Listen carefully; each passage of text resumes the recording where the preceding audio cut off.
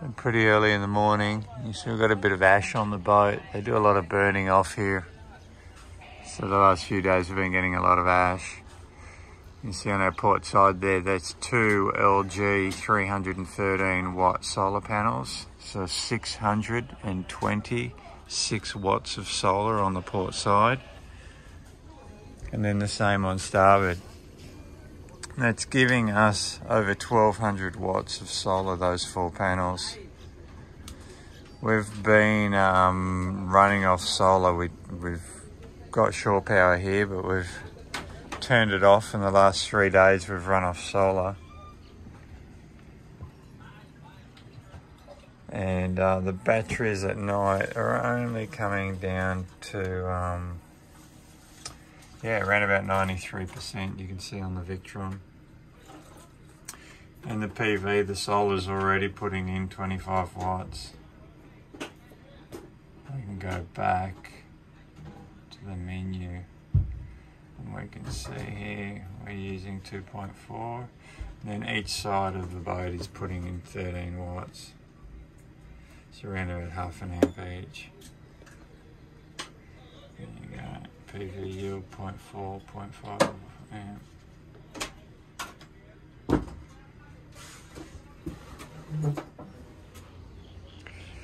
Now coming through the companionway into the saloon. You can see here the nav station. Really nice. This is a watch berth, so you can sleep here easily off watch. You can see we've just bought some of the UV reflection material that you put in a car, and we've just cut it and stuck it over the windows because it's very hot here. This is our nav station.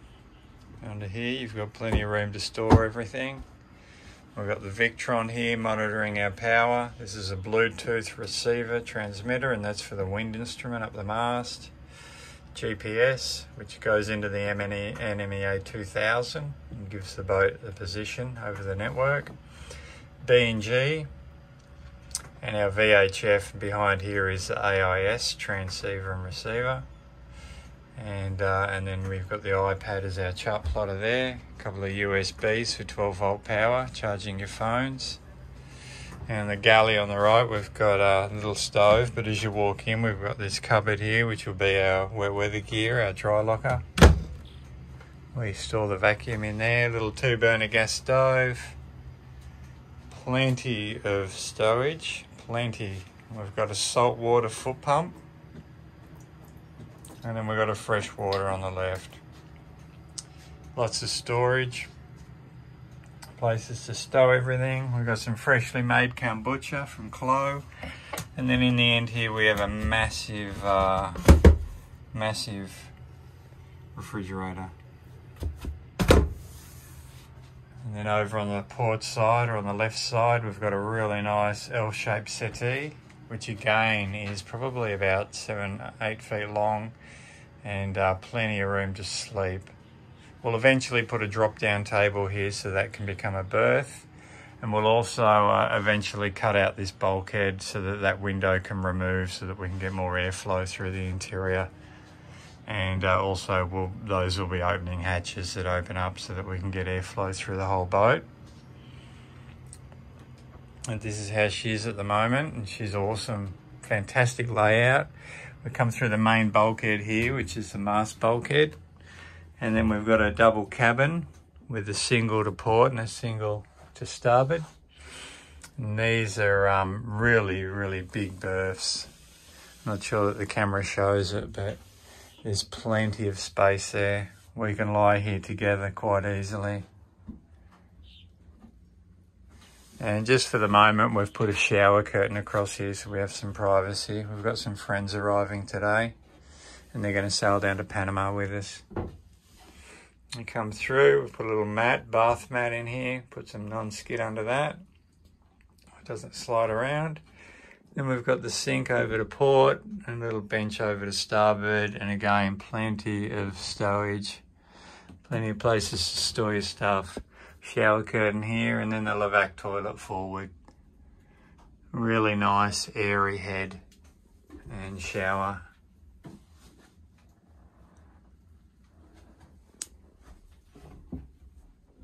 And down under the floor there we have a sump, which is where the water gravity drains to, and then the bilge pump pumps it out automatically.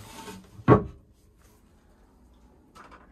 again, lots of really good airflow through the hatch above and through the ports in the side.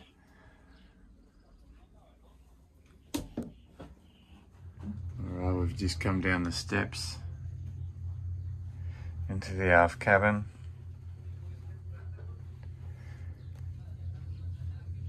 Got a really nice stowage locker in here. It's quite deep. There's a rack that normally hangs there and you can hang your clothes here. You got the shelf behind. It's really deep as well. We've got our backpacks down the bottom.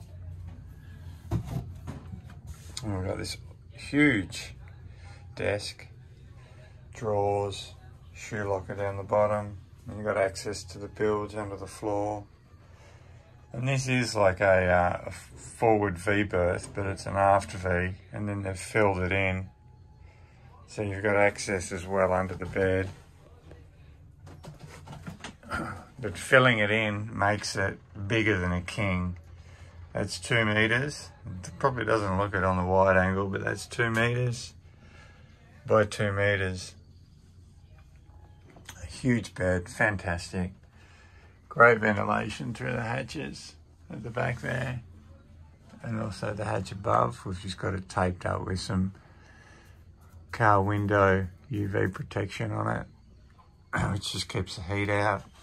Little fan beside the bed. And then the bathroom. Or the head and shower. That just self-drains into a little sump. Then you turn the valve next to the toilet and you pump the sump out by hand. It's a Lavac toilet. Clothes put really nice shower curtains in.